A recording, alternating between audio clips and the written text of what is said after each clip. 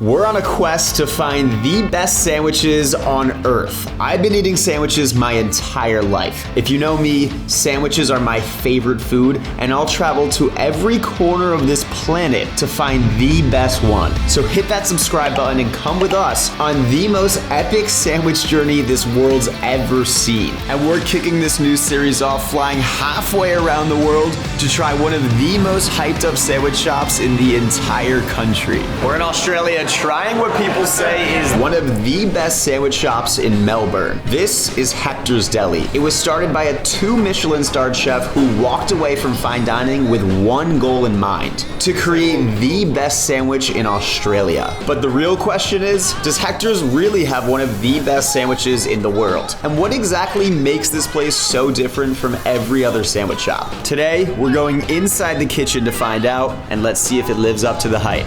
What immediately stood out to me at Hector's was the setup. There's a level of detail here you don't usually see in a sandwich shop. You've got the bakery section up front, and then a whole team pumping out fresh sandwiches right behind them. When a place lets you see the whole process, it usually means they have nothing to hide. And honestly, that's a green flag, especially after you hear how the chefs started Hector's. So we're just doing sandwiches. We opened up a tiny 30 square meter place in 2017, and then just lines out the door every day for like a year, and then just grew it to this. I worked as a chef in fine dining for a long time. A lot of the people who are working in here are all background of serious hospital resumes. I definitely think that we set a blueprint for the style of sandwich shop that this Melbourne is known for now. We bake the bread. We're obviously like here laminating dough, making fresh donuts every day. We like do all of our sauces, fermenting everything. Ship bread, ship sandwich. I would argue that bread is the most important part of the sandwich. It's a Turkish bread, essentially. Got it. But it's 100% sourdough. It's got like a really open crumb structure. Obviously get really nice color on it. It's caked in sesame seeds. Talking with the chef, it became pretty clear that almost nothing about these sandwiches is random. A huge amount of what goes into them is made in-house. And for the things they don't make themselves, they're sourcing hyper locally and bringing in fresh every day. So the sauces and the breads are homemaking. What about like the lettuce and the onions and the carrots? It's like hyper local, all from like trusted local suppliers. Mainly Victorian. We have friends who do our recipe for like brisket, things like this. The whole time you're in there, this place is moving like a well-oiled machine. They're pumping out sandwiches non-stop. And as a New Yorker, I love that sort of action. And when I say machine, I mean these guys aren't f***ing around. But that's enough talking, it's time to eat.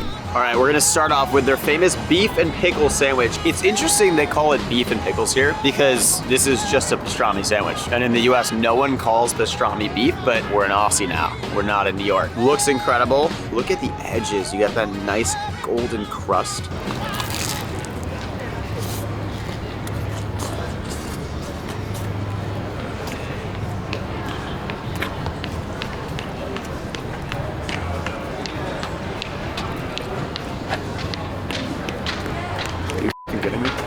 It's not fair for a sandwich to look as good as this does and taste even better. Wow. That was such a satisfying, warm, complete bite of a sandwich, from the homemade toasted bread to the pastrami, which, by the way, this pastrami is as good as any pastrami I've had in New York. It's so thin and warm. They cure it in-house. I would say it's not as good as Kat's, but like it is close, which that's the best pastrami in all of New York City. The pickles break through the fat, the relish is incredible, the melted cheese, this sandwich is insane, and this Russian dressing that they elevated is out of this world.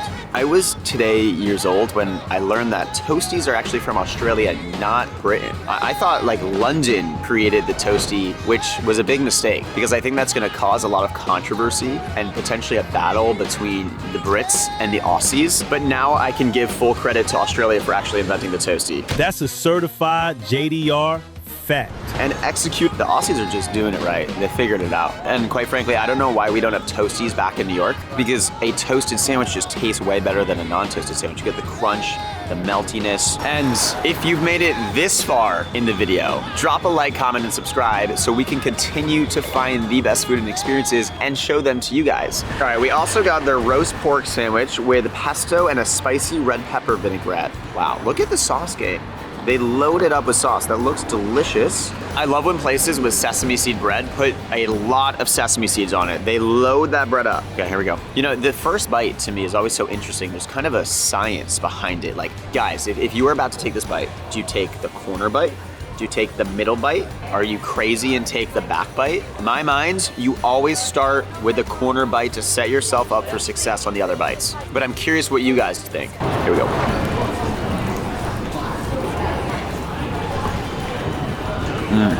This sandwich is great, but I wish it had the toast of the others. If this bread had some nice crunch, it'd be game over. It wouldn't be fair to the other sandwich shops. And honestly, like maybe that's why they don't toast it, because he realizes if he toasted his bread, he'd probably put every other sandwich shop out of business. And I kind of respect it. He's like, you know what? I'm gonna be fair. I'm not gonna toast this one so all of our sandwiches aren't that good.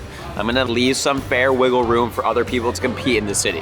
That being said, still a delicious sandwich. All right, next up we have this insanely massive fried chicken sandwich on our house-made milk bread. This thing is huge. It looks like a flying fucking saucer. This is one of the better meat to bread ratios I've seen in a long time. Look at the size of this cutlet. Oh my God.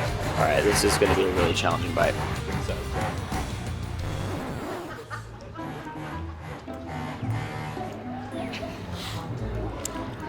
I know it. I got it. It's not what it looks like. Pause. Wait a minute. Wow, this cutlet tastes so much better than it looks. I don't know if you can see, but it has this chili seasoning in it. And you get a little spice. It's so juicy because it's thigh, it's not breast. This is also amazing. I just don't know how to eat it. It's a bit challenging, to be honest. Wow. It's honestly one of the better cutlets I've had in a long time. So crispy, but so juicy. And it's smart because they season the outside with so many spices. You get so much extra flavor. Oh, ladies and gentlemen, for the final act, we have the tuna melts. This one is like extra toasty. It's like super warm. You guys might be wondering, like, who are you standing outside eating all these sandwiches? My name is Jack, and I actually grew up eating tuna melts every single weekend. Just some nice tuna salad on toasted rye bread with cheese melted to perfection. All right, here we go.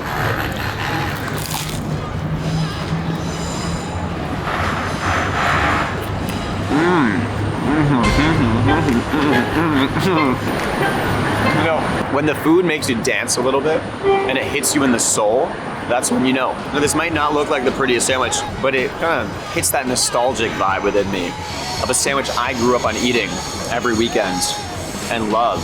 And you get some jalapenos, gets a little spice. I don't know if this is a hot take. I feel like tuna melts deserve a lot more respect than they get. And this is delicious. It looks simple, but really good tuna, super toasted bread. Cheese is melted perfectly. When the cheese is not melted in a tuna melt, it makes me want to punch myself in the face. You should go to jail if you serve a sandwich with non-melted cheese on tuna. This is as good as the tuna melt comes. I'm very impressed, very impressed. They were 4 for 4. All these sandwiches were amazing, and you know. Now this brings us back to the question, were they the best sandwiches I've ever had? That I can't answer yet. I've got a lot more sandwiches to eat. But I will say this sandwich is officially on the leaderboard, and from now on, every great sandwich we try from around the world gets added to this board. Over time, the list will start to take shape, ranking the best of the greatest sandwich shops we've discovered. So drop your favorite sandwich shops in the comments, because we're gonna go do whatever it takes and try them all. I've been eye-f***ing this bread since the moment I walked in. It looks so squishy and delicious. I just want to jump in there. Oh! All right, enough shenanigans.